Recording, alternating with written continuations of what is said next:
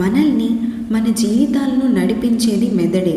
ఒక రకంగా మన శరీరానికి ఇది హెడ్ మాస్టర్. అందుకే ఇది ఏమాత్రం గాడి తప్పినా ఇబ్బందే. వైకల్యం సంభవించడానికి, హాయిగా జీవించే కాలం తగ్గటానికి కారణమవుతున్న ప్రధాన జబ్బుల్లో దీంతో ముడిపడిన నాడీ సమస్యలు ఒకటి కావటం గమనార్హం. మంచి విషయం ఏంటంటే వీటిని చాలా వరకు నివారించుకొని వీలుందంట. కానీ మెదడు ఆరోగ్యం మీద దృష్టి పెట్టకపోవటమే అనర్థాలకు దారితీస్తోంది. మన మెదడును ఎలా కాపాడుకోవాలి? మానసిక ఒత్తిడిని తగ్గించుకోవాలి. ఇందుకు మెడిటేషన్, యోగా, ప్రాణాయామం వంటివి మేలు చేస్తాయి.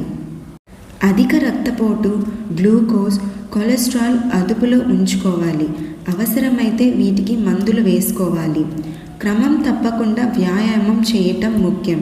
శారీరక శ్రమతో రక్త సరఫరా పుంజుకొని మెదడు చురుకుగా పనిచేస్తుంది. అలాగే బ్రెయిన్ డిరైవ్డ్ న్యూరోట్రోఫిక్ ఫ్యాక్టర్ అనే ప్రోటీన్ మోతాదులు పెరుగుతాయి. ఇది నాడీ కణాలకు ఎరువుగా ఉపయోగపడటం విశేషం. ఆరోగ్యకరమైన ఆహారం తినాలి.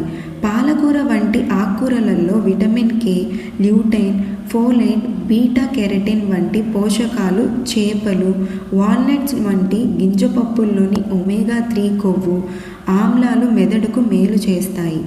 పుస్తకాలు చదవాలి. కొత్త విషయాలు నేర్చుకోవాలి. మెదడుకు మేత పెట్టే పజిల్స్ చేయాలి. దీంతో నాడీ కణాలు చురుకుగా పనిచేస్తాయి. కొత్త అనుసంధానాలు ఏర్పడతాయి. రాత్రిపూట 7 to 9 hours నిద్రపోవాలి. పడుకునే ముందు మొబైల్ ఫోన్స్ అస్సలు చూడొద్దు. నలుగురితో కలవటం, మాట్లాడటం, మనసులోని భావాలు ఇతరులతో పంచుకోవటం తప్పనిసరి.